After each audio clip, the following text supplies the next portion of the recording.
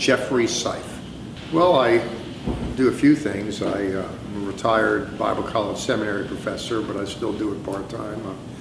On the criminal justice side of the house, I'm a graduate of the police academy.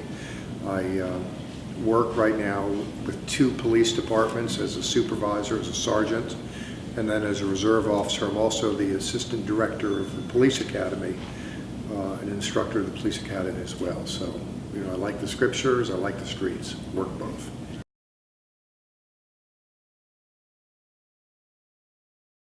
Well, I used to do drugs personally.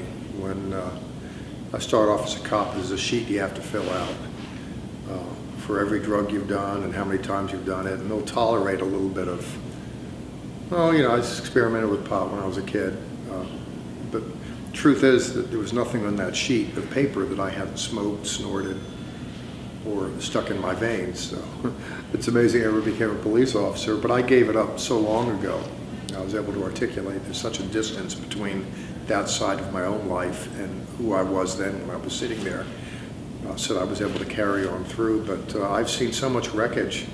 My first death was associated with drugs. A girl, I had to go home and tell the parents that she's not coming home because someone who was not in the right mind tapped the back of her car, sent it in a tailspin across the highway, crossed the median, and got T-boned by a truck. It's interesting to wake up a family up and tell them a 17-year-old girl is not coming home. Most recently, maybe one of the more attractive women I ever met, she used to go to school with one of my sons. I hope they never get together. Beautiful woman, now an emaciated mess. I had to deal with her on more than one occasion, and I was frustrated with my officers having to deal with her. I've just seen how people deteriorate with drugs, and it's tragic.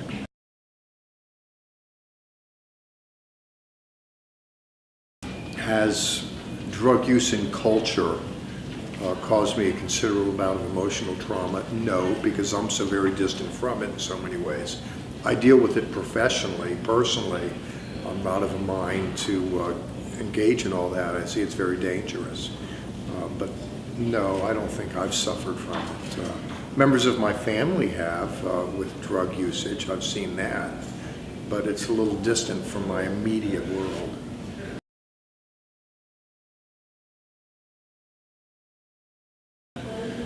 Well, there's a lot of problems in this world. Personally, I prefer being part of the cure. I look at suicide, by the way, as a permanent solution to a temporary problem. I mention all that on the front end to say that we all have problems and we want to vacate, we want to take leave of the moment and go into some kind of alternative reality. And drugs always struck me as a way just to take leave of the moment and take a deep dive and go somewhere else, or just get their mind off their mind. If things don't lead to solutions, all they do is contribute to the creation of problems. And I've seen enough human wreckage. I've seen plenty of roadkill on the highway of life. People that thought they could handle it, just one too many drinks, one too many drugs, and they became a casualty of human experience. Better, it seems to me, that we be victors and not victims, conquerors, not conquered. And I can assure you that drugs is a highway to hell, leads nowhere fast.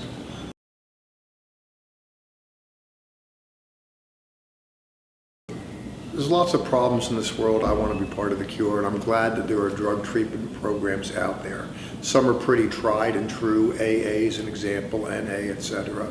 Are they perfect? No. I think the success of a treatment program has to do with whether someone's hit rock bottom when they go there. There's an old Buddhist expression that says, when the student is ready, the teacher will emerge. When someone's at a place in their life with their game to want to learn and grow, then they can learn from assets that are out there, various programs.